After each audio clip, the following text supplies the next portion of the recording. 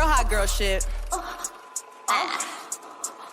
And if the beat live, you know Lil Juke made it. Body yaddy yaddy yaddy yaddy yaddy yaddy yaddy yaddy yaddy yaddy yaddy yaddy yaddy yaddy. Body yaddy yaddy yaddy yaddy yaddy yaddy yaddy yaddy yaddy yaddy yaddy yaddy yaddy yaddy.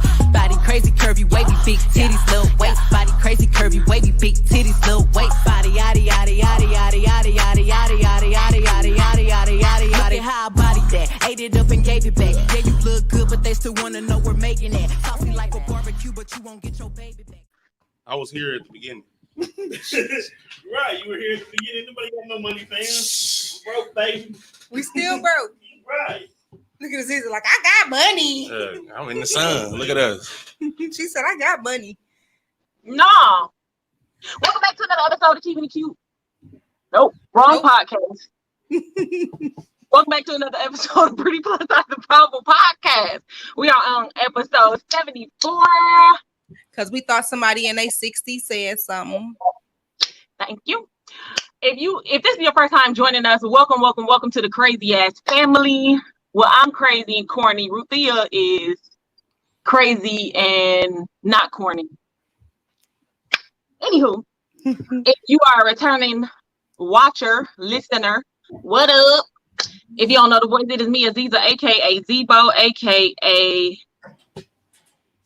the Human Universe, aka your favorite fat girl, and all the way across the country in the studio, I got my bestie with me. Introduce yourself. Hey y'all, hey, it's your girl Ruthia, aka the spoiled one, aka the real one, aka the curve queen on the runway, aka the unbothered one. That was Sun in the background if y'all watching. And we happen to have a guest in the building. You may remember him from way back when. Introduce yourself, sir. See, listen, I'm not a guest. I've been here before. I'm supposed to be a part of the group. I got kicked out. He finna cut up. Yeah, I'm waiting on somebody to say something. I ain't gonna say nothing. But I guess I'm the fake best friend. That's what the Theo screen Teddy said. Brandon. Theo Teddy Brandon. I'm back. I ain't going nowhere this time. Y'all got money, man. I swear. So you said you on the podcast now? I'm tuned in. Yeah, I'll be a bodyguard. Well, that's welcome to the podcast then.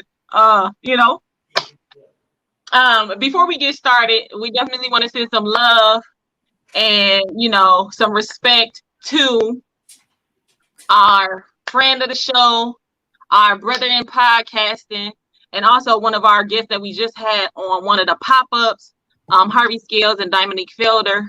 Harvey's mother, Dominique's grandmother, passed away this week. So we are sending all our love. Make sure y'all send up some prayers and some good vibes and some well wishes for them. A lot of us do not understand, what it means or what it feels like to lose a mother, but we know what love is. So definitely send some love. Yeah. Okay. All right, we're gonna keep it pushing.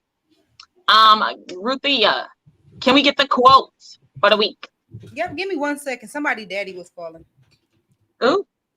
Hey, Zaddy. Was it a Zaddy or a Duddy? It was Son Daddy, so it was just dad. Okay. Yep. Just that. So this week's quote is, "It's hard to hit a moving target." And what I mean by that is simply, if you have a goal, set it and find a strategy that works for you, a strategy that may not work for you, set multiple goals and just keep working at it. Girl, why are you dancing? That was a moving target. So if you're constantly moving, then it's hard for somebody to hit you or distract you or knock you down. Just constantly keep at whatever it is that you are doing. Period. I like that. Got it off of Instagram. I don't know why I'm so lit. Definitely You in the sun and shit. We got rain and it's okay. At least it's not the S word. You gotta be thankful for the small things. It was just a tornado here. That's gonna be my fluffy shit, so we'll talk about it later. Lucia, let us know your vibe of the week. Dang, why you attacking me today?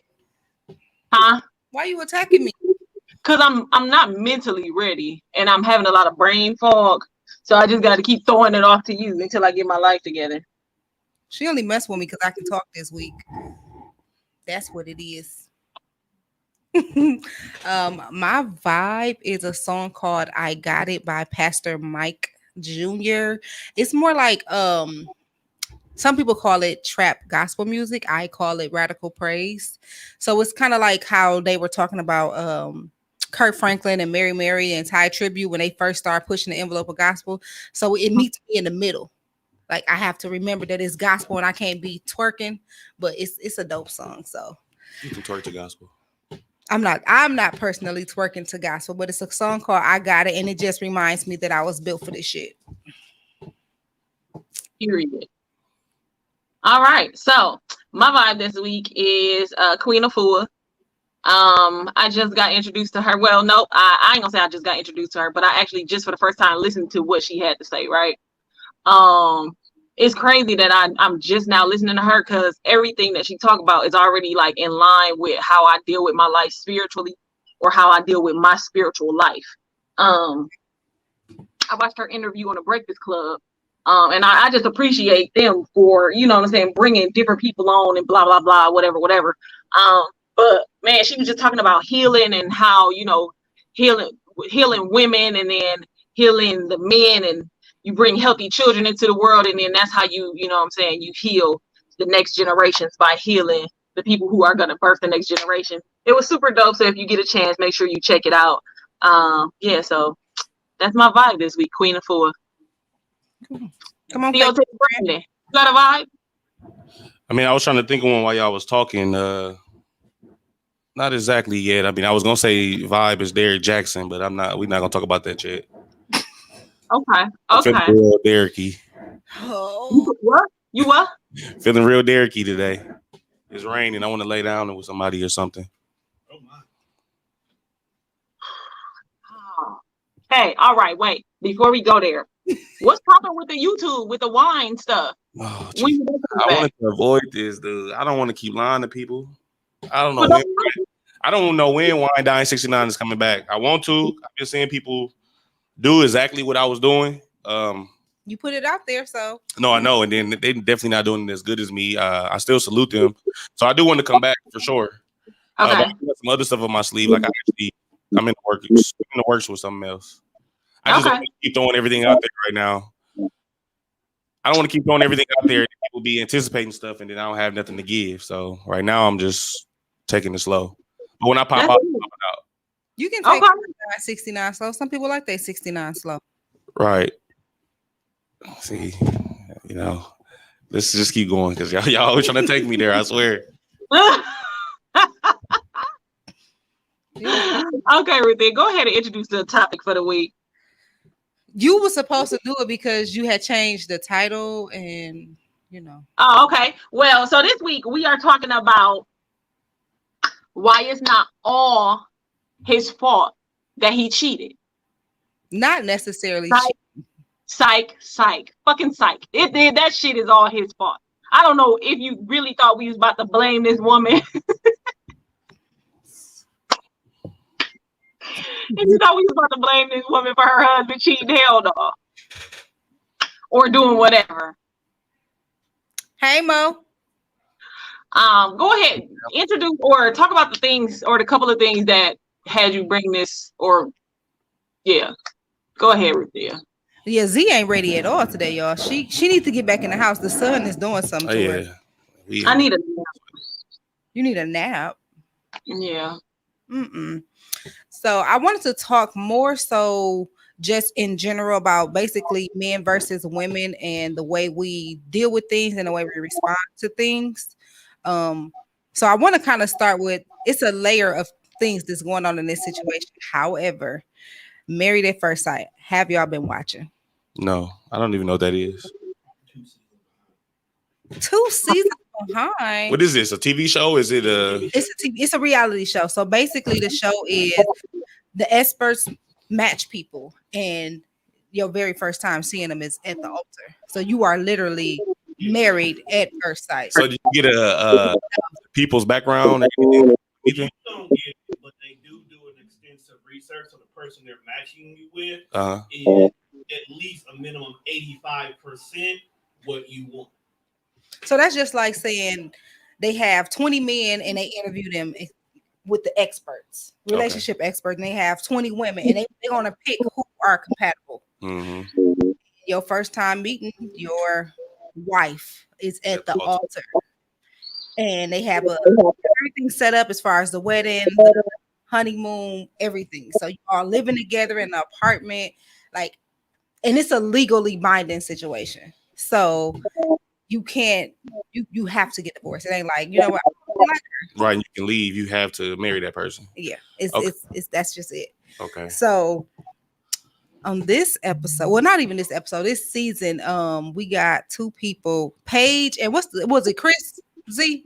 Paige and Chris? I think so. Oh, I know the girl name is Paige. So basically, you got Paige and Chris, and Chris is not attracted to her. Like literally, as she turns the corner coming down the aisle, he like, oh shit. Like that was his initial response.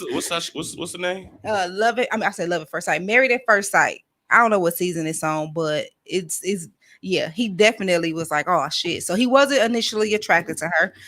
However, he decided to sleep with her on their wedding night. Yep. I agree with you, sir. He looked like a smush muffin, so he don't have too much room to be talking shit. Oh, it was her wedding day. You gotta look for the wedding picture. She looked half decent. Yeah. But let me say something. When you sign up for a married at first sight type of situation, you are going in with the understanding that looks are not everything, and you are going based more on compatibility. So if that's not what you own, then don't sign up for the shit. I just feel like if you are not physically attracted to somebody off top, cool, but you can become attracted to them by other ways. However, her saying that, okay, well, this is my husband now, and I want to consummate the marriage. So she slept with him on the first night. He knew he wasn't attracted to her. He also slept with her the next morning, still knowing that he was not attracted to her. And then he, quote unquote, had an anxiety attack that next morning and left her for a couple hours without her, like without telling her anything. And when he came back, he said, I'm having an anxiety attack because I know I'm not attracted to you. That was a problem. Yeah. And then within the first 7 days, so that was day 2, that was the day after the wedding, he said that. Then between day 1 and day 7, he found out that his ex, which is also his ex-fiance from a couple of months ago, is now 6 weeks pregnant. So now we got another problem. And Paige is still standing by her husband because she's a God-fearing woman and she believes in Proverbs 31. I mean, and that's your opinion. I'm just giving the background of what the situation is. She feels as if I'm supposed to be a certain type of way, whether it's her religious or spiritual beliefs or how she was raised in her household. We really don't know what her train of thought is. But she's saying, this is my husband and I am standing by my vows. You're not physically attracted to me. Now you have a 6-week-old, or your ex-fiance is 6 weeks pregnant, which means that you were sleeping with her during this process. I personally feel like that was cheating because if you signed up for this process, it's more than 2 months. Like y'all are in this process. He didn't put that in there? No. He didn't know. He found out during the honeymoon. Like he got a phone call during the honeymoon that, you know, yo, what up? I just found out I was pregnant. And he didn't want to tell his wife, but he did. But my thing is, if you signed up for Married at First Sight, this is 2 to 3 months, you know what I'm saying? A process. Mm-hmm. So at that point, when you signed up and they told you, okay, that we're doing this, you have a fiance. Right. You technically cheated on her, right, and got somebody else pregnant. Also, like, and now it's just been the whole thing, like, well, now he want to get back with the ex-girl, but she don't want to deal with him. But then he went and bought her a new car, which is fine. Buy her a car, sir. You don't want her to be out here doing ride shares and on the bus with your baby. That's cool. He didn't talk to the wife beforehand, and he bought her a Benz. Buy her a Honda fucking Civic, right, sir. Like, you bought her a Benz and you told me after the fact, oh yeah, so I just wanted to let you know that I bought her a car, but it was a brand new Benz with all of the perks. And he said he wanted a divorce. I was just about to say, that's what it sounded like. He trying to make her divorce him. But they ain't even, they only like 31 days in. I mean, he didn't want to. He don't want to be there. Get out. Why would you sign yourself up for years of hurt. Like, okay, you fucked up. You went on the show. Like, get out of there. Get the fuck out. From day one, it sounded like when she walked around the corner and you seen how she looked. I mean, clearly he got a type, or she's not his type. And that's what he did say that. If I was her, I would have turned around. She was, okay, let's get a divorce. He definitely told her, like, I'm not physically attracted to you because, I mean, what he said was, you got a nice body. However, you're not the type of girls that I normally date. But we ain't dating. Work. We married now. You already went through with the I do. When I came up to the altar, you should have been like, all right, pause, wait.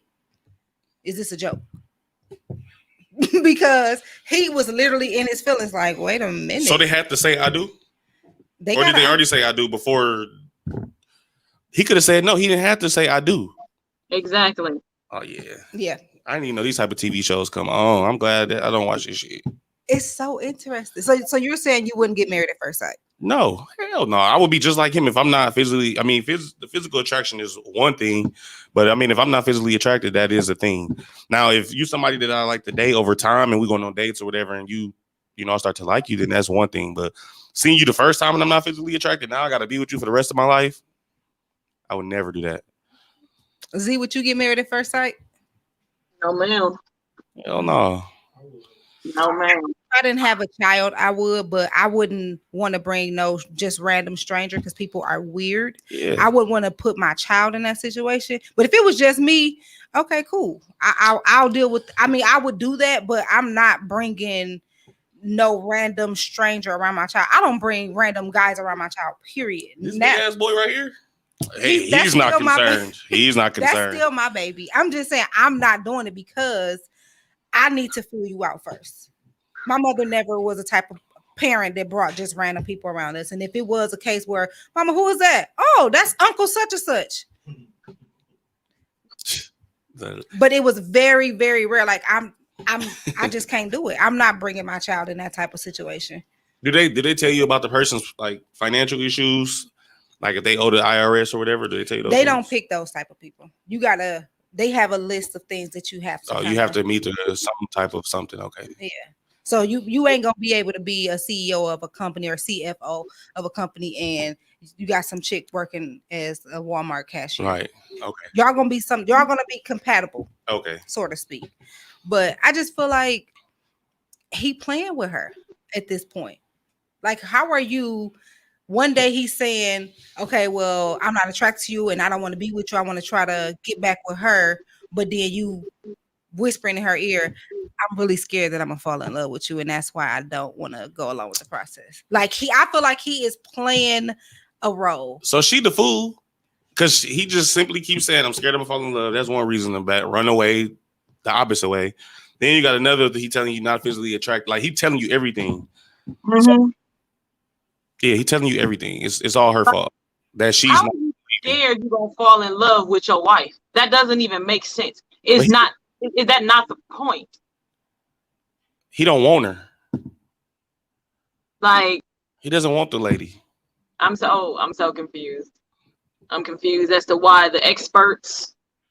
That's why I don't believe in dating and relationship experts at all. Why would they even let this continue on? Like they haven't. What's going to happen to this woman after this situation? Like that's a lot of mental torture that she's going through on a day-to-day basis for him he's gonna leave in the end because he don't want to be there. It might be a front too. Honestly. Married it might be a front. He's gonna say no, he doesn't want to stay there. I mean, but from watching the show, they do have the option to be like, all right, yeah, I'm out. But they do have to still come back on decision day and decide officially what they want to do. But they got the option to be like, all right, cool. So I'm going back to my house. You go back to your house because they give them a apartment that they can share during the process. So, oh, for real? In this situation, Chris is not staying in the mutual apartment. Paige is staying in the mutual apartment. Why? I don't know because she got her own fucking house. But I don't feel like she's wrong for being open to wanting. I mean, because if I was in her situation, if it was my beliefs that this is what a wife is supposed to be, if that's all she knew and all she believed in, you cannot blame this woman for wanting to have a husband and a family and certain things if that's what she believed a wife is supposed to do. Once she said I do, she is standing by her vow. So we can't blame this woman for being like, all right, I said for better or for worse, and to death do us part. Now I do feel like she should be like, all right, at some point on some bullshit. Call him out on his bullshit, and either he gonna uphold his vows, you can't uphold yours, and he not upholding his. All right. So let me pose this question. Does she owe him that though? Regardless of her spiritual beliefs, because they are married at first sight, did he earn that loyalty of her trying to work in her, within her faith to be the wife that, she has been taught to be? Or because they skipped everything and this is an experiment, should she use her common sense and move the fuck around? She signed up for that. When you sign up for Married at First Sight, that's a part of the process. Huh? I said, when you sign up for Married at First Sight, that's a part of the process. You going in no faith is not a part of the process. We don't have no foundation. I have my beliefs, but we didn't build that foundation together. She is holding her, her faith is keeping her trapped in an experiment that's really going haywire. How long do they have? Do they at the end of it? 60 days. Oh, so they can make the decision in 60 days. Oh, shit. She just. Well, one of the reasons why they were considered compatible is because they both had the same faith base. That's what it was. That was one of the things. Like, they both work in the same financial departments, and I think he's a broker, or like and that was one of his things. Like, well, I got money. And he felt like, well, I don't want you to be coming in just to get my money. She like, I didn't know anything about you. Mm-hmm. So, I mean, like, she has the same type of background as far as work experience and as far as like their spiritual beliefs and what they told the experts, what motivates them as far as like religion and relationships. That's why they were made compatible. However, if she feel like, oh my God, I got a husband and I'm a failure if this relationship don't work. And we got to understand, some women feel like that. Like, if I'm not attached to this man, I have failed. That's just the way some women work. So at some point in time, and I think for us as women who may not be like sucked in by that, mentality, we need to be looking out for women who are. Because no, you're not a failure if you leave a relationship that's clearly not working, or where the other person does not want to be there. Like, if we make it simple, how you gonna carry furniture in the crib and the other person ain't trying? Yeah, I'm definitely dropping it. Huh? Don't laugh, because I'm dropping it. That's like trying to carry a motherfucking dresser in the crib. Like, no, I'm good on that shit. Like, I'm already faking when I'm trying to say I'm helping anyway. So that's getting in the car with my. No, I'm out on that shit. No. I get it. You signed up for an experiment. You want to uphold your faith, but at some point in time, like, you got to realize, like, I am better. I deserve better than this. Like, that's what the faith should have taught her. That's what somebody, the faith, her mama, somebody should have taught her, like, yeah, be everything you can be, but if a motherfucker don't appreciate it, be about it. Like, no, ew. I mean, I agree that they probably keeping them on for ratings because it is a different type of storyline. However, and they getting paid. Let's be clear, okay? I consider myself a church girl, but I read my Bible a little bit different than everybody else, okay? Ain't nowhere in the Bible did Mary, did Ruth, did Esther, did Eve, like, none of them was for the shits. I'm sorry. With none of them for the shits in the Bible. I don't care what type of faith or religion you have to read your Bible for your own understanding. And Ruth was not with the shits, okay? So my faith tells me that, yes, I am supposed to be this type of woman to a husband, but a husband that is deserving of my worth. And I'm always supposed to know who I am first, because a relationship in the eyes of God is a husband, a wife, and God. They didn't include God into the situation until what? the last episode when he wanted to have a Bible study?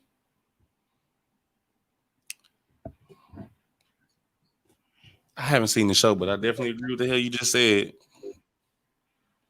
All of it. It's just and that amen. simple. That's what I was about to say. I want to say this shit. I'm like, I ain't want to be too said it too. But that's literally it. Like, you can't say that we compatible because we share the same faith, but then at the same time, you the main one that's not upholding your vows. I mean, I can say we share the same faith or something. I ain't looked in the Bible and read the Bible, went to church in 15 years. Like, so some of that shit don't really mean too much or nothing to me when somebody say that. Bring the real stuff out. Listen. You know what I'm saying? What you do on the side? What show? I don't know. I'm glad I don't watch that show. I thought it was interesting. I don't feel like my bad. Go ahead. I just don't feel like we need to be tearing her. I mean, because so many of the comments on social media, she's stupid and she this and she that. But you can't tear a woman down for sticking by her man when we tear the women down who decide to leave. You stupid girl, you should have stayed, got the money, and got your leave back. See, now that's a different conversation. That's a different conversation. I definitely don't think. Huh? I said so many women be like, I'm the type of woman that's gonna cheat back. I want my lick back. I mean, that ain't gonna help either, though. You know what I'm saying? I get it. You gonna have feelings, but then what? Like, then I hope you plan to cheat and then leave, because we definitely know that guys do not deal well with the shit that they dish out. But I don't think y'all not about to do this while I'm on the show. All right, y'all ain't about to do this while I'm here. Yes, we is. No, that's true. I can't take out what I can't take what I give. I admitted to that, and then I received it once before, and shit, my heart still hurt. That was 3 years ago. But no, I'm not just because I put all that effort into somebody. But no, we cannot take what we give, and that's why y'all telling me that all the stuff the dude's saying. If that girl would have did that shit, like when he walked the corner and she was like, "Oh hell," or something like that, dog probably would have turned around. He probably would have knocked the cameras out the way, trying to run out the building. So that's definitely true. Yeah, but like Ruthie was saying. And I think, I'm saying this was mainly, what we had talked about when we talked about, this topic is we shouldn't be tearing her down, because tearing her down is never going to make her leave. We really should be lifting her up to the point that she feels empowered to leave if that's what she chooses. Mm-hmm. If she decides to stick within this struggle, and no matter what's keeping her there, whether it's her faith, whether it's just the commitment, whether, she's doing it for the money, whatever she's deciding to stay for, we need to be supporting her behind that. Not saying that, okay, you got to agree with it, or that's something that you would or would not do in that situation. But tearing other women down because they don't agree with your viewpoints is not how we move forward as women.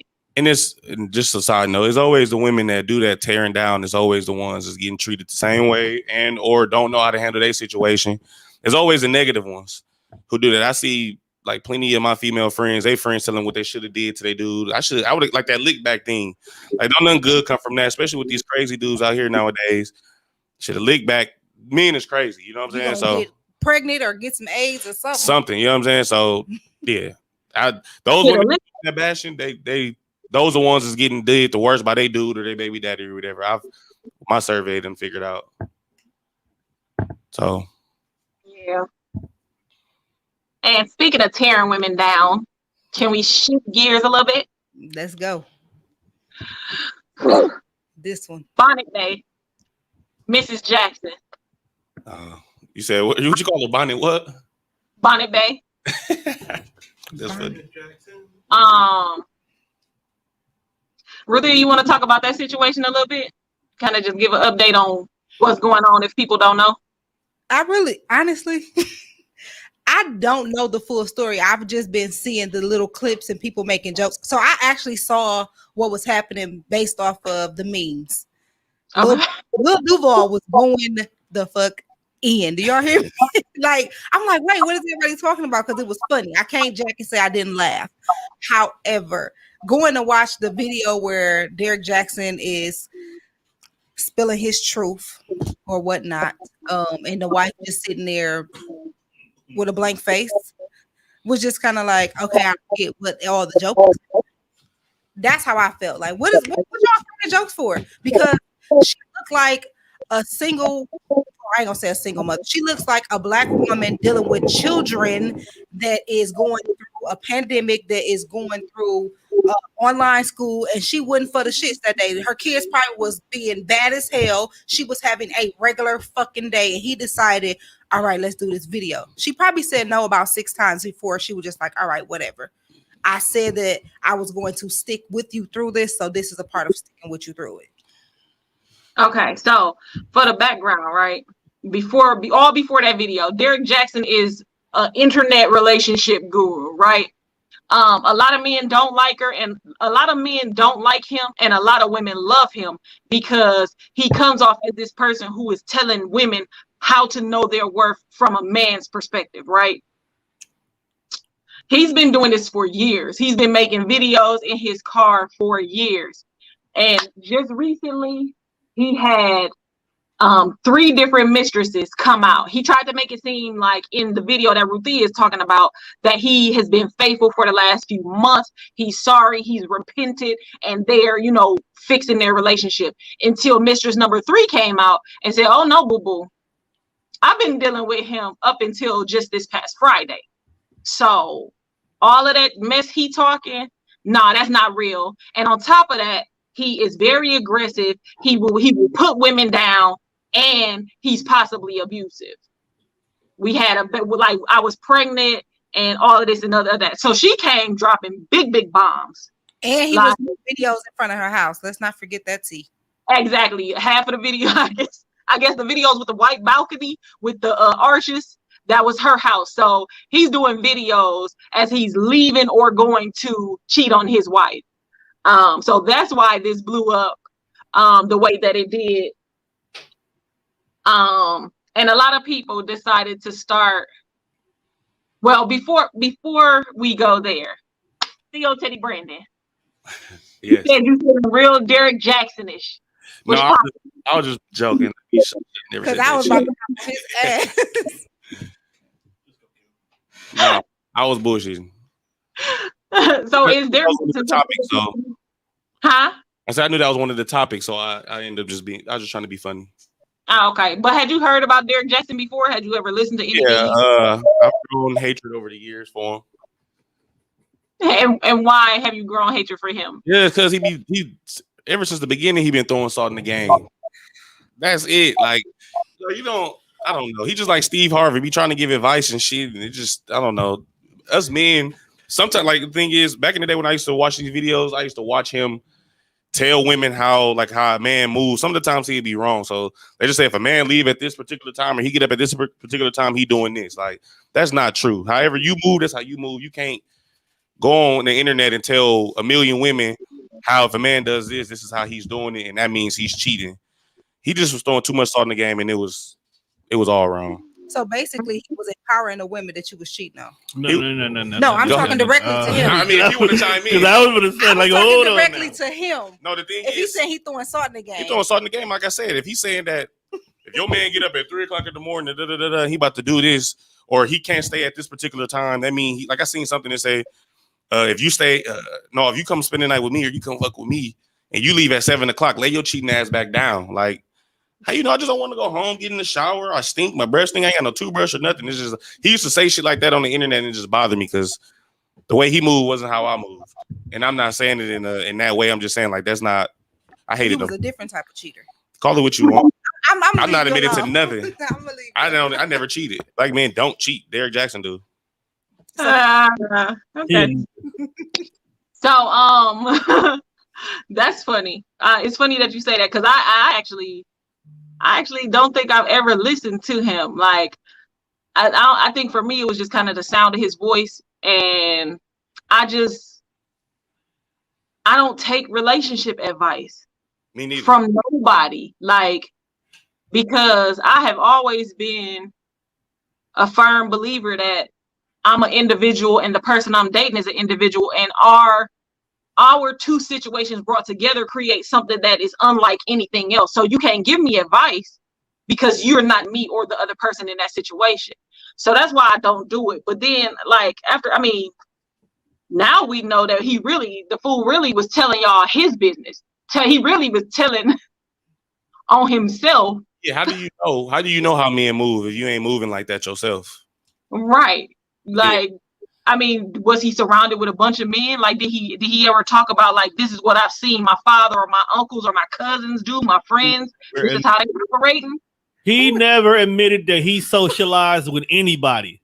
You know her? I like her. Do I know? Don't listen to her.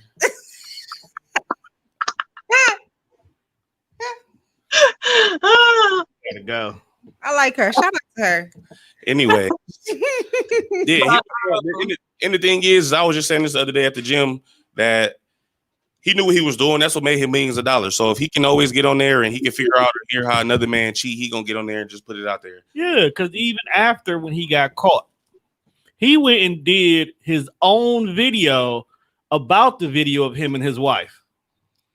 A reaction video. He did his own reaction video, and he still followed the same techniques that he do in every other video, where even though he was big upping her for standing by her man, he was still throwing men under the bus. Yeah. He wasn't taking accountability of what he did. He was still throwing men under the bus and selling his book.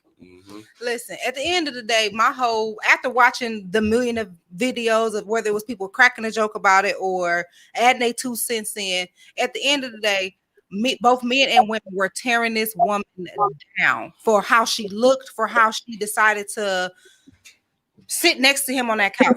Not according to the original video, in that moment when she found out, which was last September, October, she left in that moment, right? That's what the video said.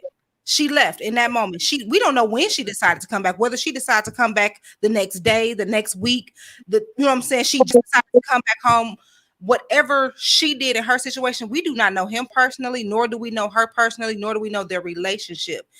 I just feel like we as people need to stop tearing one person down because somebody else decided to do something.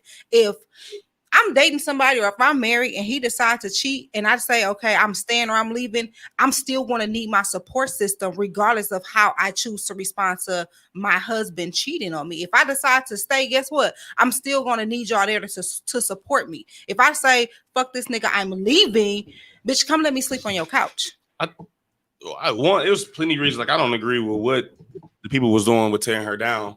I just think it was who it was that like was in the predicament, and he's telling women how to do things when their man does this, and then his wife decides to pretty much contradict everything he always said and he put on the internet. It's like, leave your man because he does this, or ladies, don't, bring yourself down to stay with, I don't know. And just by her doing that, that's one of the reasons why I was looking at her like a fool.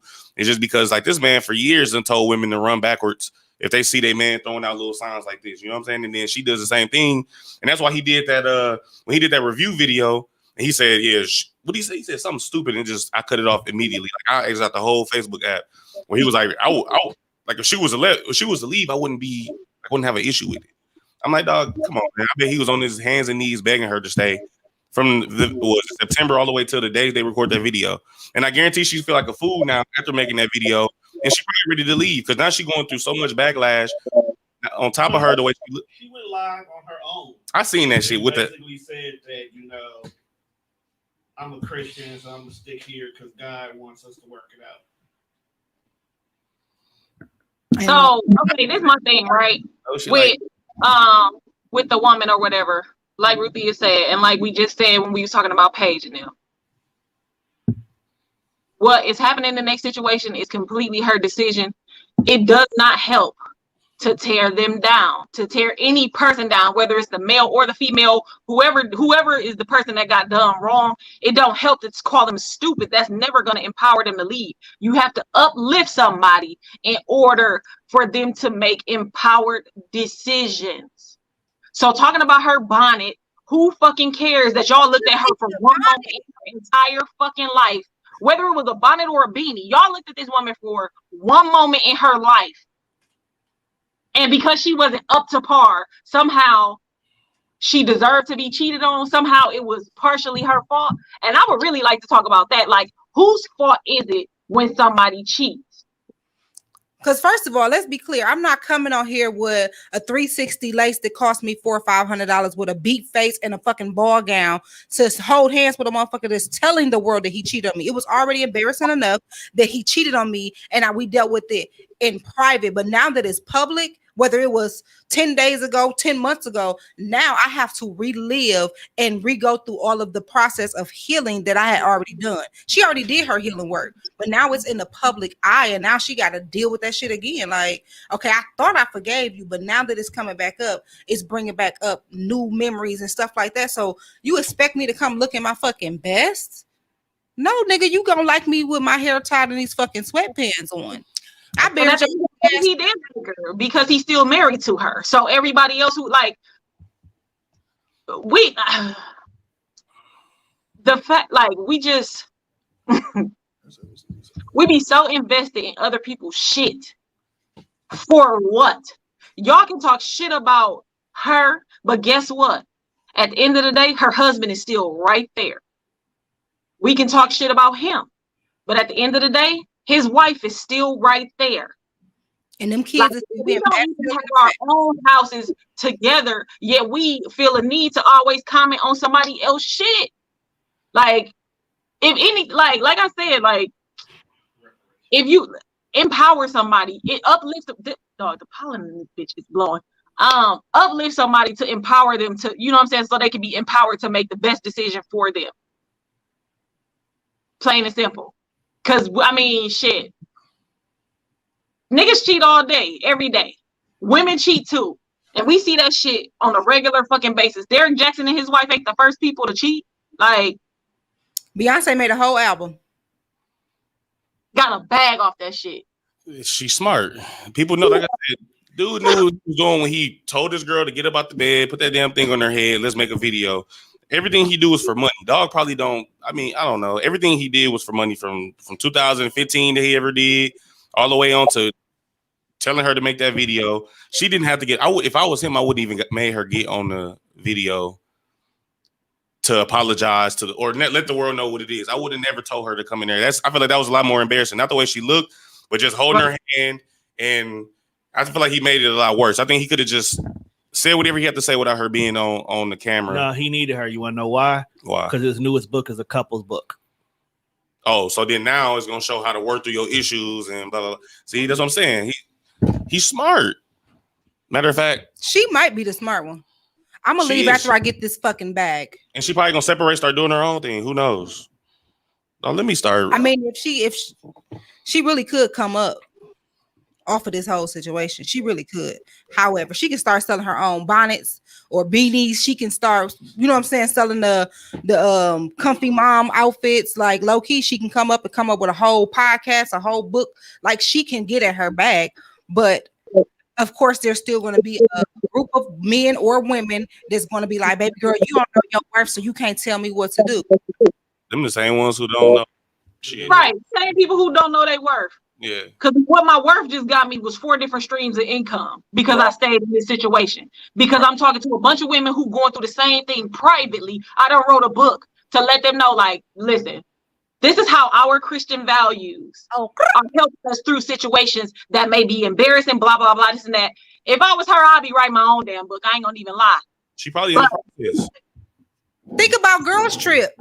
She was like, all right, I'm gonna stay by his side because we got this deal on the table. But then at the end, she was like, you know what, fuck him and fuck this deal, and then end up getting a bigger and better deal by herself. Being a strong Black woman was a bigger bag at the end of the day. And shit, it don't seem like they had nothing. Clearly, they didn't have nothing. So, I mean, wherever she at now, she in a way better position. She probably looking at it. She probably was cheating on the side. Who knows? Who knows? Who fucking knows? She probably had a little mistress out there or something like that. You don't know. And she, you know what I'm saying? She had a little Theo Teddy Brandon on the side. A little sneaky link. So I do want to make it general, right? I do want to make it general. I don't want to make it seem like we just talking about this one particular situation or anybody's particular situation. Again, I posed the question, like, whose fault was it? Whose fault was it? Why? I mean, what are reasons that people cheat, or is it just no reason at all? And just to make it like, I don't know, would you would you forgive? If this was your situation, would you forgive? If I was in a woman's situation, if I was his wife and the roles were reversed, would I forgive? That's you ask. If you got cheated on in your marriage, do you forgive? Why or why not? Well, that just goes back to the men. We can't take what we dish out. Hell no, I wouldn't be able to. But if you want me to be a little bit more rational, no, the way in her situation, I wouldn't be able to forgive because you got more than 1 million people seeing you being like. I mean, I don't know. The man is he's so embarrassing. Like, I understand like men cheating and women cheating on their spouse and that spouse get back with that person. That's embarrassing. But I think the way he publicly humiliated her is the worst to me, you know? And I mean, of course you want to work things out for your marriage or whatever, but I mean, dog, it really seemed like he ain't shit. And it seemed like if he know how men cheat, then he gonna do it again. He just gonna figure out another way to manipulate the whole little process I don't know. He too good. He too good. He tell all y'all how to understand how we cheat, and he try to give y'all the blueprint of the shit, and then he go in the back door and do it another way. So I would never forget that motherfucker if I was her. What about you, Rudy? That's me speaking from the hate that I've been having for him for the last 6 years as well, too. So straight up, I hate dude. This child. I do. So your first question was something about us cheating. I've never cheated. Okay. Let's just be clear. I've never been a cheater. I have been cheated on, and there has been situations where I have forgiven, and there has been situations where I was like, fuck this shit, I'm out. But it all depends on the level of the relationship, what the relationship is based on, and how you feeling about yourself in that moment. There has been times where I didn't know my self-worth, or, you know what I'm saying, I was with a motherfucker because of something. It was something that was holding me there. So it was times where I was just like, you know what, I'm going to just stay because it's easier or it's better. But I can't say what I would do if I was a wife that got cheated on, because I don't know unless I'm in that situation. I might not be sufficient to take care of myself or my child. And it might be easier for me to stay for a little while because I'm taking some shit from the house and putting it over here, and taking a little money from the bank account and putting it over here. So I know how to sustain by myself. But according to her, it was once again down to her faith. So I can't say what I would do. I think that I would definitely, as a Christian woman, I would definitely have to go to God and pray about it and figure out, is it worth it? Or is God telling me, no, this is a red flag, like leave him. You asked for a sign and this is your sign. And that's another thing that we have to be cautious of. Sometimes we're saying, I need a sign, and then you get a sign slapped in your face 17 million times and the same sign over and over again. And then we're like, but I just need a sign. What am I supposed to do? Bitch, this was the sign. This was it. He cheated, and then he talked to you about it. That's all. Because listen, you could also say that sign is a test. So how do you distinguish as a Christian woman? How do you distinguish whether it's a sign or a test? That's your relationship with God and your spiritual beliefs with him. If you can go to God, you should be able to hear his clear voice, whether or not you're supposed to do A, B, or C. And if you do B and you were supposed to do C, he's going to lead you right back to that same situation. Because if it's a test, at the end of the day, you're going to continue to get that same test over and over again until you pass it. It's just that simple. Like, it's so many tests that I've had to redo, and it'd be like, I just dealt with this last year. You ain't do it right, clearly. You gonna keep doing a grade in school if you continue to mess up. You're gonna continue to, you know what I'm saying? Whatever it is that you're working at, you're going to have to continue to do that until you pass whatever test it is you're supposed to have. So y'all want to know my truth? Ziza out that bitch. I already know. And she fucking him up on the way out. Listen. So, and I've never been cheated on. I've been the cheater. Listen, don't judge me. Don't judge me. Okay. Right. But and it wasn't in every relationship, and it wasn't always sexual, right? She sound like him on what? Nah, but I take full accountability for my shit because my cheating was all selfish. I tried to rationalize it in the moment and say that, well, I had asked for this, and that. And I kept asking, and you weren't providing. So it wasn't my fault that somebody else, came around and started giving me that attention that you were lacking, you know what I'm saying, to give. That's not a fucking excuse, because me as a person did not have to entertain that shit in no way, shape, or form ever. It was my choice, my selfishness to go outside of what I had already committed to, you know what I'm saying, to get something else. Ooh. That shit was completely my fault. I understand that now. You know what I'm saying? So, that was that. I didn't cheat in my last relationship, at all. Like, I didn't cheated on me. Shut up. I didn't see anything outside of my relationship at all. But in after being cheated, or after cheating and then being discovered, I did want forgiveness. Because it's crazy. In the moment of being caught, it made me realize, like, damn, this is what I want more. And that's fucked up to even think. Like, that's fucked up to have to realize at the risk of losing something that this is what you really want. So then you have to spend all of your time proving to the person, if they decide to stay, that no, this is what I really, really want. Like, damn near to the point of, I was like just shy of fucking begging, like, I ain't gonna never do this shit again. Like, don't worry about it. Like, all I want is you. I'm sorry. You know what I'm saying? Like, full blown Joe. Like, getting on my fucking knees and saying, please don't go. Like, singing Tank and shit. Right. That's messed up. Yeah. So I'm gonna say, like, not saying that I deserve to be cheated on in whatever relationship comes in the future, but because I've been on the opposite side, my perspective is gonna be a little different depending on the situation. I understand that, and you could call it a mistake, but it's not really a mistake. I understand that people make bad decisions. I understand that people make fucked up choices. But I think if you really work, you can get over and heal from that and move forward. But don't think that because I forgave you once, that I'm gonna forgive you twice. That's the thing. So this is a bad decision. 2 times is a fucking, you know what I'm saying? Like, oh, it's a choice at this point. And 3 times is you must want to die. It's like now this is a pattern now, and you're consciously choosing to hurt me. So now we good. Now I'm good. You can move along. We're gonna let him answer the cheating question because he kind of rolled over that part. I didn't roll over. What was the question? Ziza, can you ask him about him being a cheater or being cheated on, please? Because I've been on both sides of the fence. I was a cheater. I go to the being cheated on part.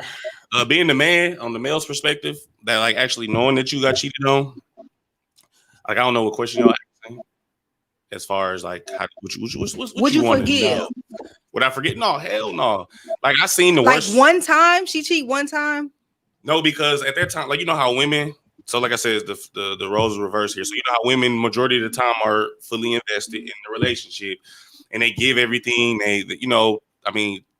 That's how I was. I was fully invested in the relationship, and everything wasn't being reciprocated, and I felt like I was giving a little bit more just to receive something. I wasn't, and then I did start doing my investigation and shit, and I started finding out shit. And so when I started finding out, I actually seen it in person, like me being cheated on, like. I seen it. So by me seeing it in person, me being cheated on, like, I couldn't take it back. And she wanted me to come back. Called me, text me, did everything. Shit, I was getting flowers, edible arrangements. I just knew I wasn't going back. Just because, like, people say get your lick back. I wasn't even gonna get my lick back. I knew I would have been damaged, like, or whatever. I would have treated her as such. Like, I wouldn't, every time she leave, I'd probably have been like, dog, fuck you cheating. You know what I'm saying? So, yeah. I know there's no taking back. And like y'all said, to go back, men can't take what they dish out. You know what I'm saying? So that shit hurt for real. Like it did at the particular time. It didn't bother me that particular moment, but when you sit back and when I thought about it, like dog, I put out a lot and didn't receive nothing back.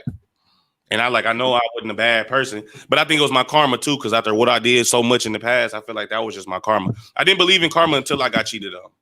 And the way I got cheated on. Like, you know what I'm saying? So that's what I never believed in karma until I seen that shit. I'm gonna just be out here. I hope she watching. Cause I seen her. She was getting her head up out the driver's seat, slobbing somebody. On her lunch break. Oh my. But no, on her lunch break. Yeah, I was pulling up about to see if she wanted some coverage and shit, and she had Huh? God damn. It was so crazy because I wasn't bothered at the time. Like I said, it bothered me days after. Like I just needed that reassurance, and then after that shit, I just moved. I went back to me, but then it was just the principle of like, damn, I finally tried to get somebody something decent for once, and then that's what I got in return. So like I said, that's when I believed in karma. I'm like, shit, that was my karma right there. Like, fuck it. So, question. Let me point. To you, Theo Teddy Brandon. When guys get cheated on, right? How does that affect you in any relationship after? Whether it's a short period of time, are you like fuck women? I'm fucking over every bitch I fuck with. No. Or do you take that time to heal and search for something that is better for you? No, because like you gotta think about it. Like I always looked at like how my mom was. My mom stayed dedicated to my dad for so long, and then I got aunts like that. And I know everybody is not like that. I mean, that girl was just really she searched for attention. You know what I'm saying? And I felt like if I couldn't give attention at 7 through 9, she was getting it from somewhere else from 7 through 9. So I won't put that on nobody else. And I didn't put that on nobody else because my relationship after that was where I still gave the same thing and I gave a little bit more, but I was finally receiving it reciprocated just the same as if I was giving it, you know? Of course, we had a lot more issues or whatever where it made me skeptical. It made me not want to give that where I want to cheat, but I was getting what I gave. I want to give it another try or whatever because I'm like, shit, I ain't never really had a real relationship where I gave 100% to me or at least 50%, you know? I always was a cheater and I always was out here. I feel like after her, I still want to give it one more try because I got a rotten egg. That's what happened. You know what I'm saying? So, no. So do you feel like the way you treat women or respond to relationships is based off of what you seen your mom or your dad do? Or whatever? Well, my parents was together, but my dad was a real big cheater for a long time. And then, no, it's not. It just I always want to try something. I always want to be like everybody. People say they don't want to be in love. I don't believe this shit. Like everybody want to experience in some way, form, or fashion. There's like you might hear a person say, "I don't want a kid." You know what I'm saying? Like sometimes they think about it. So it was at a point in time I'm like, I at least wanted to give a relation. I was in a relationship for 8 years and did wrong by her. Then I got with the old girl who cheated the whole relationship. Then I got with somebody else after that. I want to give her everything based off of what I wanted, not be based off of. I want to just give some shit to try because my parents did it or my aunties and did it. I did it based off of me just wanting to experience genuine love. And if it didn't work out, it wasn't going to work out based off of what I did wrong as far as a man goes, not as far as like me cheating and shit like that. Now she cheated, then that was on her. It wasn't on me. So I did it for me. I didn't do it just based off of what I seen around. So would you say that the way, and I just want you to reassure, because this is pretty much what you just said. When men are in a relationship, the way that they act is based on how they want to behave. It's nothing that a woman can do.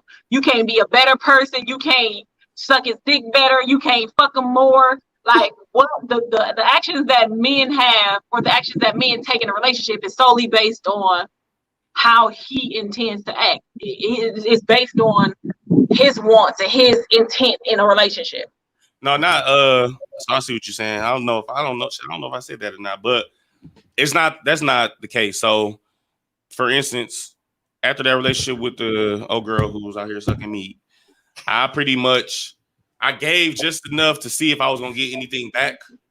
You know what I'm saying? So I could have I could have did whatever I wanted to do. You know, I could have, if I wanted to give him this amount this day. No, I gave just what I felt like was enough. But this time I wanted to see if it was gonna be reciprocated properly before I keep going. You know You know what I'm saying? And then when it wasn't being reciprocated properly, or if I was asking for too much, then yes, and that's where that comes into play, where niggas start doing what they want to do. You know what I'm saying? That's when I come and go as I please. I do whatever I want to as I please, because that's when I feel like, I don't know, y'all gonna make me start preaching in this motherfucker, man. Because we need to know. Listen, so are you saying it is how your original intent is then either kept up or is let go based on what the woman in the relationship is doing? So if you go in there and like, hey, I want to make this shit work, and so I'm gonna give and give and give and see what I get back. If you get what you want, or if you get what you feel like you deserve, you get this. If she match your energy, then you keep it moving and you keep going forward. If she don't match your energy, you start to pull back. Is that what you're saying?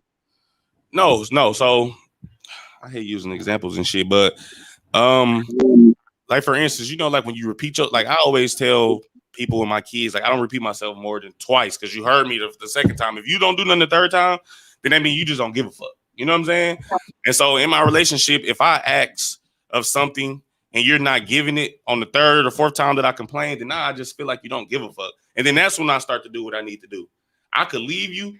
I'm gonna keep mentioning things and I'm gonna keep asking of you, you know, so we can, you know, build and keep this. But I feel like if you're not trying to do what I'm asking, or I'm not doing what you asking, then it seems like somebody's just not giving a fuck. Then that's when I start to separate myself from it.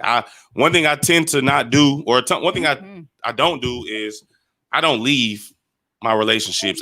I have a tendency of just start to fade away. My actions, my words, everything starts to show that I don't give a fuck no more. And I stopped doing that as much because I realized that I don't like I'm a people person. I hate when people dislike me. And it seemed like all the people that do dislike me is the people I was always with or I fuck with, based off of what I say, how I act, or whatever. So this particular time around, I didn't give that energy, but it still came off wrong because I'm repeating myself. You know what I'm saying?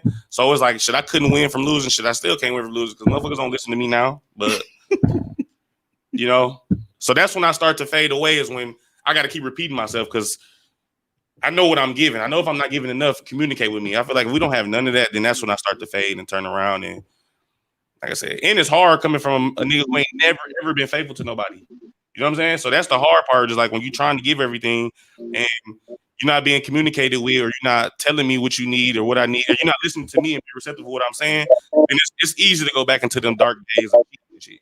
Easy as hell. Especially when everything you say, people think is funny and shit. I mean, I can crack a joke with some draws, and people don't be want to do that shit. You know what I'm saying? I don't want to do that. So don't press no buttons. No, wait, did you just say you could crack a joke into some draws, for real? What? It's a thing. Y'all love funny. Yeah, exactly. What? I didn't have somebody sing the panties off, but crack a joke into them. You know, that gotta be the funniest shit in the world. Listen, that's not that to me. That's common. I think a lot of dudes crack jokes into some draws. I mean, it helps that you are handsome. You know what I'm saying? But you man, listen, stop wearing drawers at this point, and don't let them crack a joke into your panties. Don't wear them. What? Listen. Oh, crack a joke into them leggings. Shit. But no, that's the thing. Just the thing, though. Yeah. Can I get some Wawa? So I got a question. Wawa. I got a question for both of y'all, right? Really for just the podcast period. So do y'all think dating experts help to drive the wedge between black men and black women? I don't personally know any dating experts. Man, fuck Steve Harvey. He think he won. Derek Jackson does. Okay, so for me personally, I don't pay attention to dating experts because I'm kind of like you, Z. I don't really take heed to everything everybody telling me, because you've had a failed relationship, they've had a failed relationship, and our experiences are not the same because of generational things and stuff like that. However, I will say that I will, and I think we kind of talked about this. A lot of shit I do will be like, okay, duly noted. Like as far as like what my mother went through or how she was in her marriage or how my grandparents was and stuff like that. We do, whether we want to or not, we will take notes from the things that we see and the things that we are around, whether it's our friends, because your friend could be going through something, you be like, I would never deal with a nigga like that. But then that's the type of nigga you dealing with, you just don't know. So I'm not going to say I take advice from dating experts. I take a piece of this and a piece of that. But fuck them dating experts, because I'm the only expert that knows about me. I'm my own dating expert. Yeah. What you think? Do you think dating experts drive a bigger wedge in between black men and black women? No, I really don't. He said depends on what experts you're talking about. I really don't listen to anybody. I don't know a lot of people that do listen to, folks, but of course I don't ask people, hey, are you taking expert advice? No, I do believe in counseling. I do believe in that. I do believe a party who doesn't know, me or whoever I'm dealing with or anybody. I believe counseling is a thing that people should get, because talking to your mama, your grandma, or your cousins or shit, listening to Derek Jackson or whatever, these people just speaking from their experiences. They're not listening to two different people's opinions on their relationship and then coming together and resolving the issue, or at least giving some advice. If you give me some advice, like she said, I'll take a piece from it. Like my mom and my dad was together for 30 years. My mom refuses to give me advice. She won't give me advice. She'll give me some shit. Like she'll tell me what she did and how she played her part in that position if that same thing like occurred. My mom don't give me advice. She hates even when I call her and ask for stuff, because she doesn't want to give the wrong thing, and I go out and do whatever she said, or I listen to her because she's my mom. So I think a lot of black people do know that, but I think a lot of people do still reach out to folks just to get something. That's why you said like, or that the women on those Instagrams was like on the Instagram posts, I get my lick back. You know what I'm saying? No. A lot of people ain't even set up to get a fucking lick back. Like, Exactly. That's just not in you, and it's not solving anything, and it's not really helping your situation.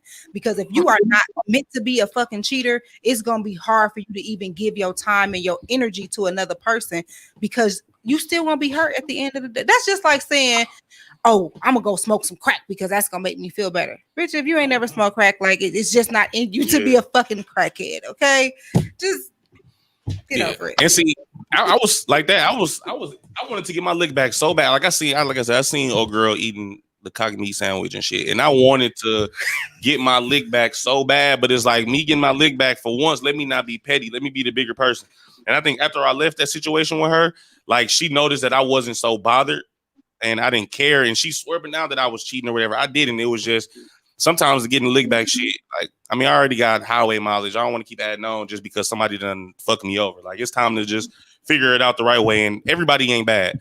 That's why we trying to tell women all the time that every man out here is not cheaters. Like, every man out here is not a cheater. I have a lot of older cousins and I have a lot of friends my age that do not cheat. They What's don't their cheat. name?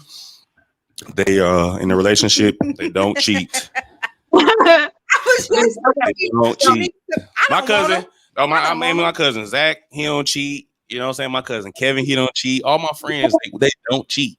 But yeah, I was just saying, give some references of some black men. Like, I'll tag them. You know, if y'all want to be tagged, you know, they wise may not want it, because then some women do pray after good men. That's true. Matter of fact, because I don't want my opinion.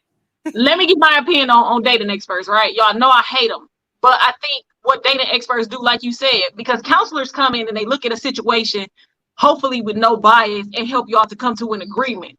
After being able to talk it out and listen to each other, you know what I'm saying? Y'all pretty much are coming to an agreement or coming to a compromise with the assistance of another person. I think dating experts speak from their own hurt, speak from their own fuck ups, from their own experiences, and they spew out opinions and then leave people to argue them back and forth. I think all of these motherfuckers on the internet ain't doing nothing but boosting up their ratings so that they can boost up their sales, and then, you know what I'm saying, just leaving you high and dry. You get what I'm saying? Like some of and just as much as you hate Derek Jackson, I probably hate this new guy, Kevin Samuels. The older guy. He funny as hell though. because like, and I can't listen to him because I hate his delivery. So even if he say something that might make a little bit of sense sometime, his delivery sucks. Like I was talking to one of my friends and he was saying, like, I ain't gonna even get into that. But what I'm saying is, like, I think dating experts, instead of introducing healthy conversations so that men and women, because we always gonna think opposite, right? We always gonna think on different sides of the spectrum, and instead of helping us to bring balance to it and bring it to the middle, they just throw out an opinion and then watch the whole fucking storm take place and sit back and be like, this is good ratings. and while you at it, let me buy you a book. I mean, let you buy my book. So that's why I say fuck Steve Harvey, because he always got some shit to say. And I ain't even gonna get on his daughter. Just the fact that, how his shit ended with his. Alone. No, I'm just talking about how his shit ended with his wife, and then he got another one. Like Steve Harvey. Steve Harvey is just the average old black person that like to give advice. And they shit, you never know you never know where they shit stem from them to even give, you know what I'm saying, to give out that information. Like, I don't know. That's why I don't listen to old people in their advice, because like because my cousin's mother used to sit home 24/7 while her husband was at the bar, and she just swore me now he's at the bar. They didn't have cell phones to call and contact or FaceTime and shit like that. So she thought he was at the bar. And the shit she be trying to explain to me and how to tell me how to do shit. And I'm like, you don't even know if your husband got 4 or 5 other kids out here, because they don't have cell phones. Their mamas didn't give a fuck. As long as she was raising them, like, just stop. That's why I don't take a lot of older people's advice at all now, because they're so negative towards our relationships now. It's a different generation. Their experiences are different. So, right. Yeah, I and agree. Social media and shit too. But yeah, I would have been excellent if you didn't have cell phones. Not now, back in the day. I'm not dealing with this one no more. So we got a comment at the bottom said, nothing is absolute with any info. You should listen, analyze, and consider the info and insight. That's exactly what I said. Exactly. But my point to that is, how many people are really doing that? These people have all of these views because so many people are taking what they say at face value, and that's it. The fucked up part about it is these are the people that we have to deal with. Like, these are the people that we got to interact with. Like, the women who listen to Derek Jackson, Theo, them gonna be the women that you run in. You know what I'm saying? Like, not saying you personally, but I'm just saying, like, these are the women that you possibly gonna run into. And so when you get up at, you know what I'm saying, 2 a.m, maybe you had a nightmare that, you know what I'm saying, your childhood monster was chasing you down the street and now you can't sleep. But now she think you up texting or whatever because you got up at 2 a.m. So all this advice that dude been giving for like 6 years, and like, let's just say if one of y'all was one of the women that used to take his advice, and then you get cheated on, the complete opposite of all this shit he been throwing out there for 6 years, like, do you continue to listen to him? Do you continue to take the advice, or do you just, like, what is it? Because like I said, a lot of shit that he was saying sound like shit that he would do. You know what I'm saying? Like, that's why I would never tell like my female friends on how to handle the nigga if he moving like this. You got to figure, he made me moving like this, just how he is. Like you said, at 2 o'clock in the morning, I just may have a childhood. I may have a nightmare or something. It's not like I'm cheating or whatever. But Derek Jackson just got on the internet and completely just said that if a nigga up at 2 o'clock in the morning and he thinking about cheating, like, how do y'all handle that when y'all listen to these niggas on the internet 24/7, or y'all cousins who think they? I hate when women say, I got brothers and cousins, so I know how y'all act. You know what I'm saying? Like, I got brothers, so I know how y'all move. Like, your brother not me, your cousin not me, your daddy not me. You know what I'm saying? So you can't do that. I hate when women do that. Like, how do y'all take that? Like, if your cousin tell you, yeah, he doing this, and they find out he not, what do y'all do then? My question is gonna be, was you with him when he did the shit?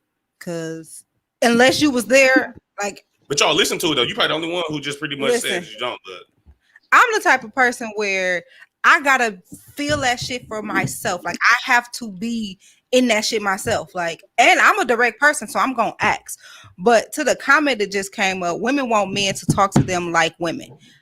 Most women do. And on top of that, so I had seen a clip on it's another podcast on Instagram, and they said that women want to marry their best friend, but there is no way possible for your husband to be your best friend. And I was always want to be like, yes, I want my husband to be my best friend. But after listening, it was kind of like, you're right. I can't put those unclear expectations and unrealistic expectations on my husband to be my best friend. I have to have a best friend with certain limits and certain expectations that's different from my husband. I deal with that, but like, that's because nobody says that. They say, "Oh, I'm marrying my best friend." People literally say that on a regular basis. I'm marrying my best friend. But let me take it back for a second.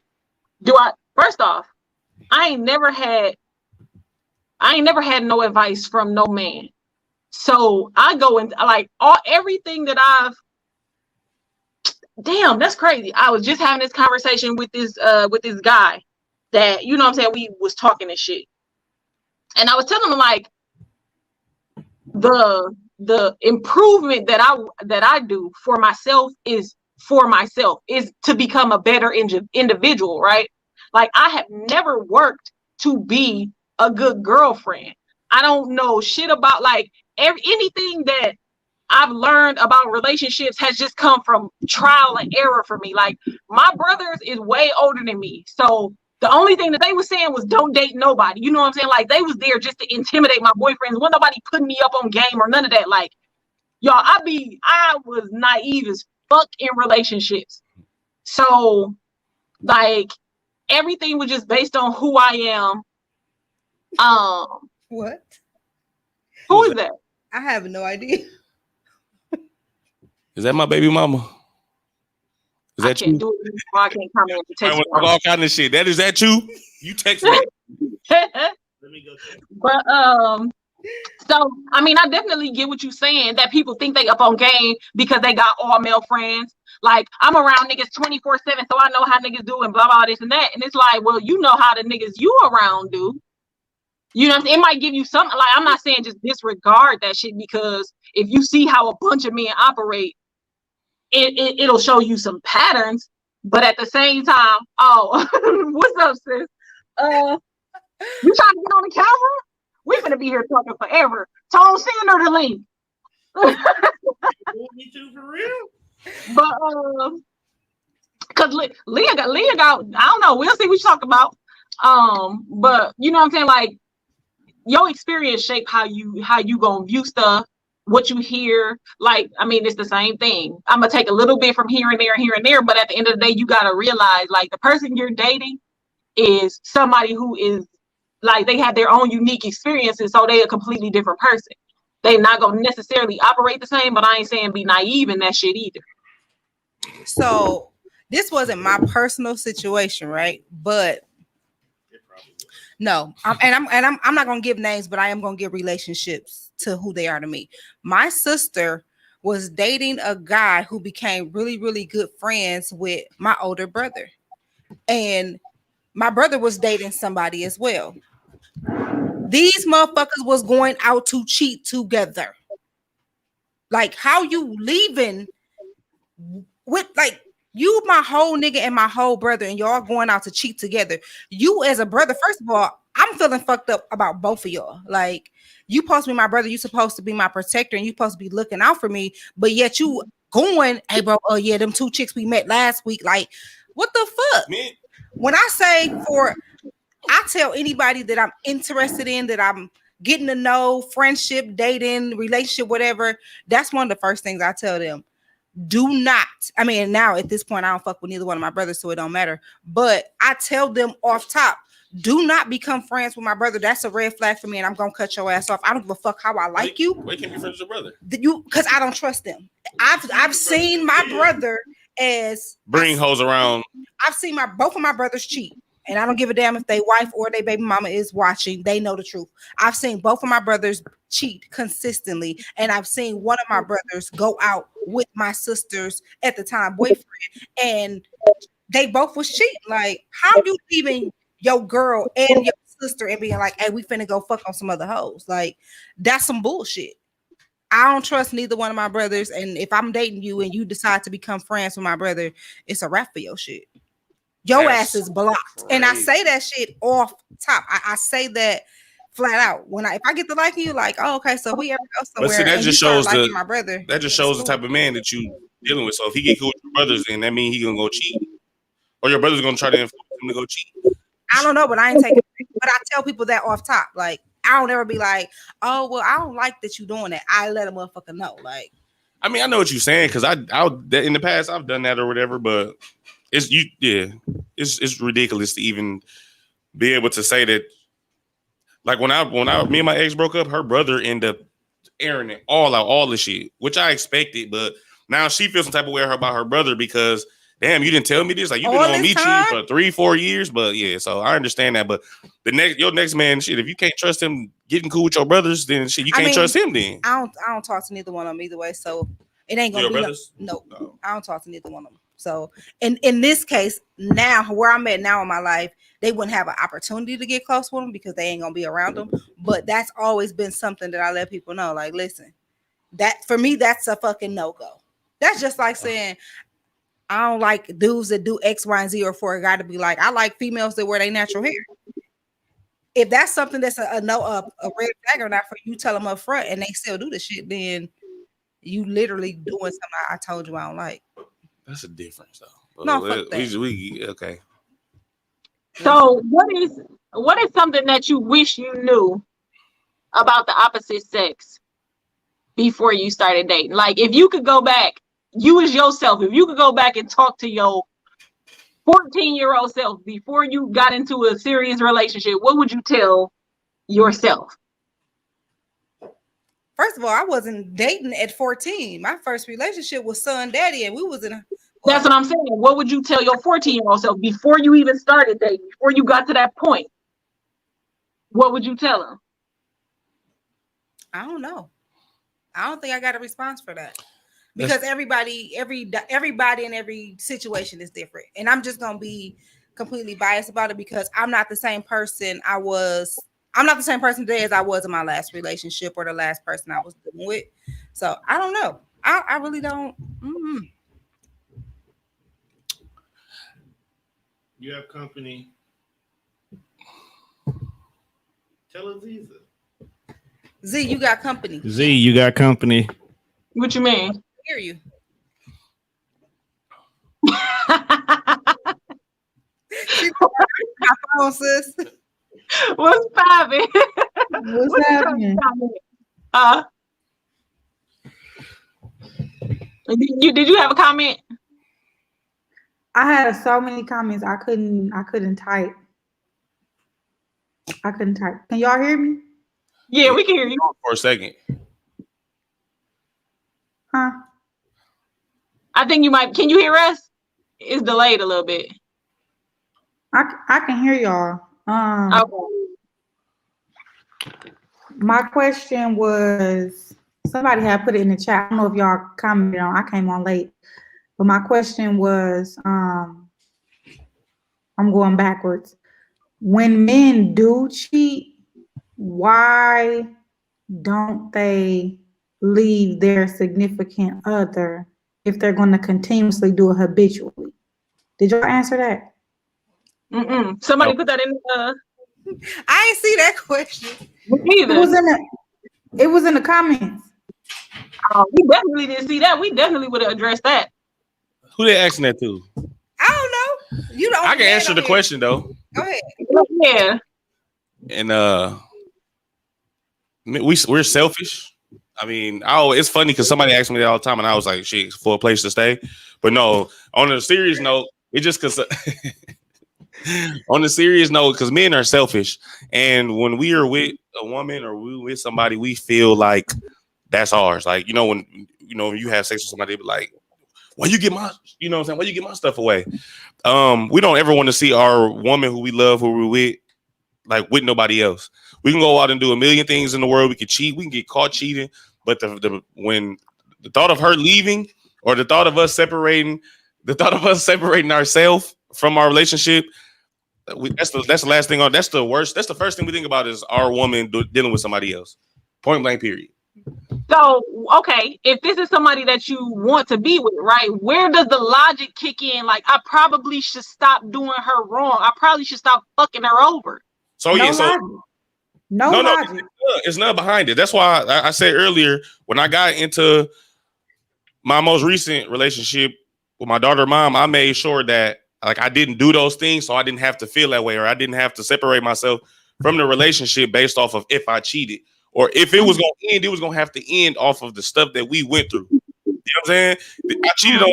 Men don't know when to stop cheating. We really don't. We'll tell you that we're gonna change our number. We'll tell you that we're gonna change we're gonna delete our Facebooks. We don't stop cheating. Like that's just point blank fucking period. Y'all know it. We know it. I ain't throwing no salt in the game. I ain't Derek Jackson right now. I'm keeping He's Steve Harvey in this. We just, you know what I'm saying? If we do it once, we're gonna keep doing it. Just point blank period. You know what I'm saying? So there's no logic behind it. It's the thrill in it. Like, you know what I'm saying? And I feel like as we get I've gotten to the point where I've gotten older, there's no point in me wanting to cheat. consistently. It's no point, especially in social media stage in this life right now. Shit, you get caught within 2 minutes of saying hello to somebody. Jeez. So men don't stop cheating until they feel like stopping cheating. No, there is some men who just make that, like, who want to, like I said, counseling is a thing. Like my father wanted to stop cheating. And then my mom was still remain. My dad wanted to stop cheating. He wanted to be with my mom, but he also wanted my mom to make some changes around the place. And I feel like she said it herself, that I was so stubborn because I gave you myself for 20 plus years. And now you come telling me what you want me to change. Fuck you. You know what I'm saying? And then when my father passed away, my mom regretted not making a little bit of changes, just a little bit, you know? Men stop cheating once they can identify the root on why they continue to be toxic as hell, right? Mine was because if go ahead. The reason why I did it was just I was tired of seeing. I have a sister, I had a daughter, and I seen my mom hurt for 30 years. And when that was your root. That was your root. Yeah. That was your root. Yeah. You identified your root in your behavior, right? You know, something to ground you, something to keep you ever present in the moment. You said, okay, I've seen all of this trauma, you know, I'm triggered by this. I no longer want to produce that same fruit, right? Right. So I slipped up a few times though. She better preach. Yeah. It's nothing wrong. It's nothing wrong with a slip up, you know, thank God for grace. But you still wanted your heart desire shifted, is what you're saying. Yeah, for sure. And like I said, it was definitely hard. Like it's hard to walk in the Garden of Roses and not be able to pick one of them. It was hard though, for sure. I mean, it's a thing, especially when you did it for so long. From the day you figured out that you can have two girlfriends. Like as a kid, I always in elementary school I had two girlfriends. I did that all the way until I became an adult. And until it's like actually when I got hurt, when I really got hurt is when I decided to stop doing that. I think somebody said that until somebody feel hurt. I think that's somebody said that's when like I said, I had slip ups or whatever, but it's like until I felt hurt is when I said I want to stop for real. So did y'all talk about sorry. To speak to what you said earlier about like men don't want women, they don't want to see their woman with nobody else. I've had people hold on to me that never even cheated on me, but they was holding on to me just because it was like, well, I know I can't give you what you want or what you're asking for, but I'm gonna hold on to you because I don't want to see you with nobody else. Yeah, because women out here just too good nowadays. They don't want nobody else to get treated like that. That's why a lot of these dudes out here do this stupid stuff where they kill women because they don't want nobody else to have what they have. Now you in jail, somebody else's. Now you ain't nobody's boyfriend, you somebody's girlfriend now. But these men don't understand what they doing when they do this stupid stuff trying to keep this woman from being happy. I think I had to realize that too. Like, rather than me keep putting somebody through shit, like let them go be happy with somebody else.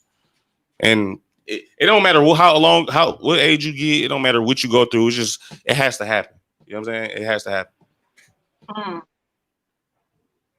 So, I had asked the question, what is a piece of information that you know now that you wish you had known before you started dating?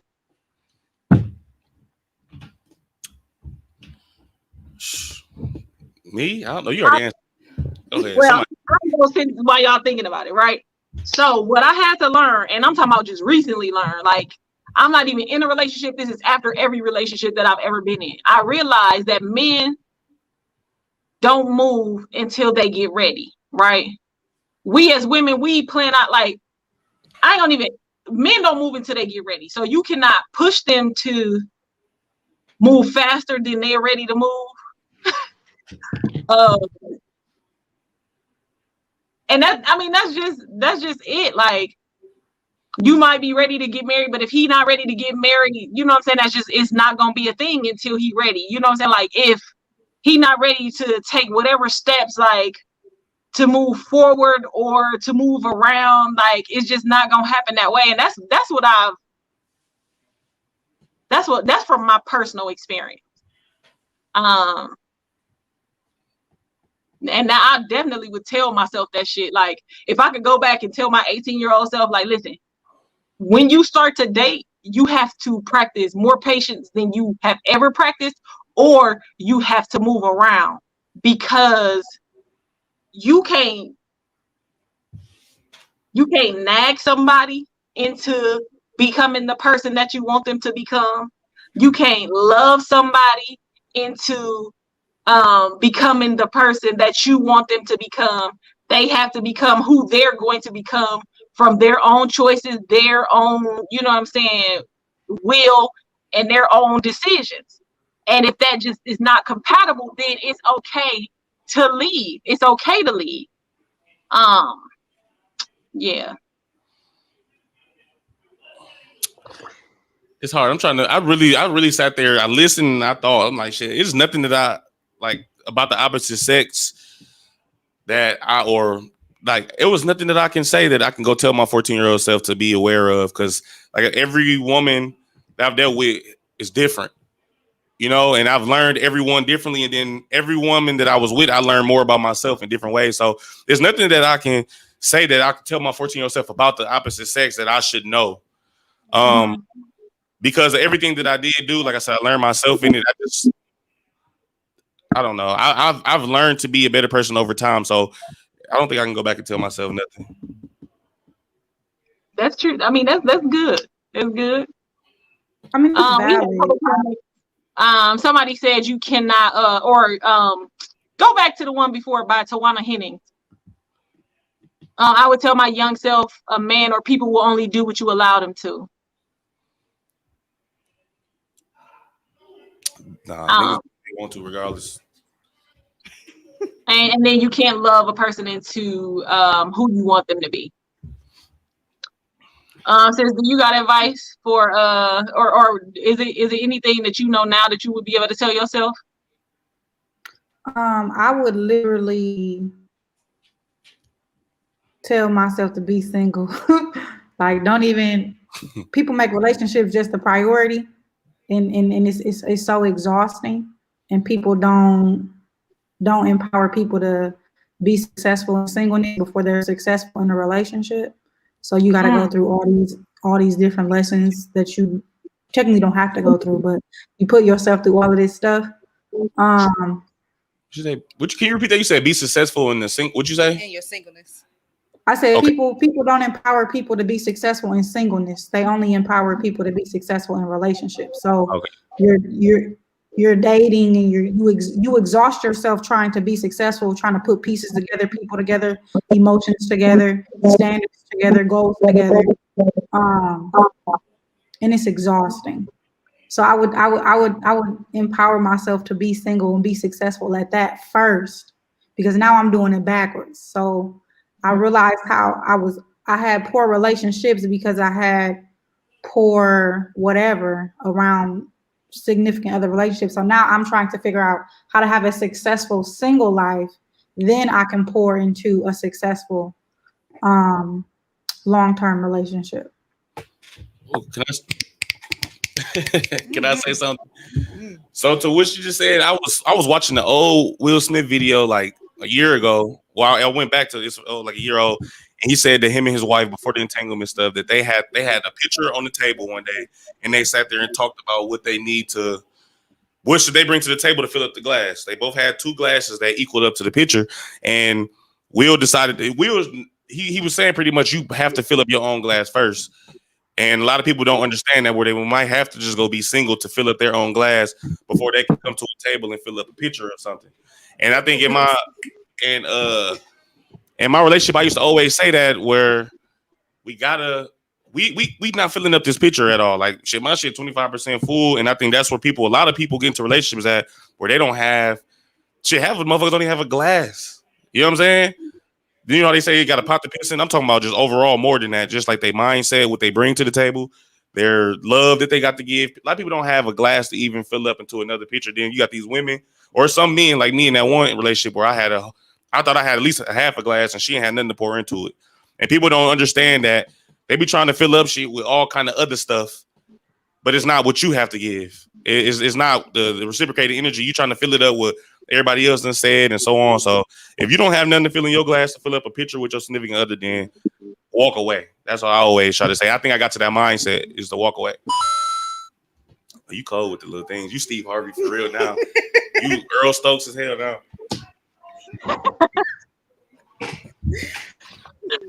All right. Y'all got any last thoughts, or should we move on to go close out the show? Son said he ready to go in the background, like, come on. He knew one came. He know where to be on Saturday mornings. All right, y'all. Well, thank y'all for this topic. I'm pretty sure we're gonna continue to have these important conversations because that's what we all about. Having the conversation that everybody be like, but y'all ain't ready for that conversation though. No, we ready and we finna talk about it. Thank you to everybody who has commented. We definitely saw y'all comments. Y'all had some really good points. Thank y'all for participating. All right, now we gotta move on to a little section we like to call "Don't Let This Fluffy Shit Fool You." Hey, you go first. Are y'all gonna keep me up the group when I get? Are y'all gonna keep me up the group? No, because Operation Morris Chestnut is under it's happened.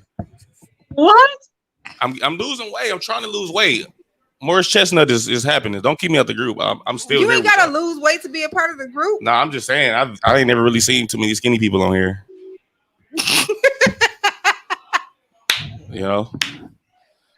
Go on somewhere, God. But you gonna have the fluffy. You gonna have my fluffy shit. You keep playing. I'm just gonna give him this one real quick. Man, sit your dumb ass down. I'll unplug all this shit. Dog, don't invite him back there. What?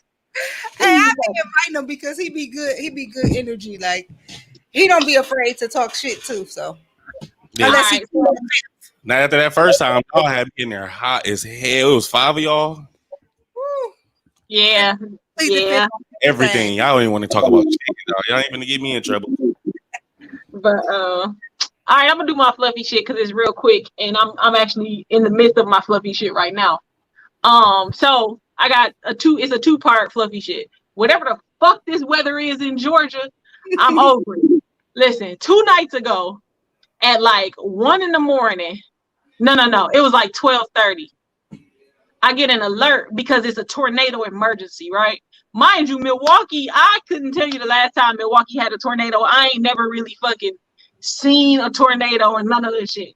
So I'm fucking panicking because I'm like, oh my God, it's no basement in this house. It's windows in every room. The bathroom is on the 2nd floor. Now we about to die. I'm like looking outside. I'm like, oh my God, I gotta get my my vehicle in the garage. I gotta put my brother's vehicle in the garage. I'm just in full panic mode, right? I'm trying to like look at the trees out the window and see how hard they blowing to see if the tornado is getting closer. I'm trying to listen for alarms and all of this shit. Mind you, nobody else cares. Ain't nobody moved their car. Ain't nobody did shit. All for the tornado not to hit at this point at all. So that was my first experience with a tornado warning or emergency.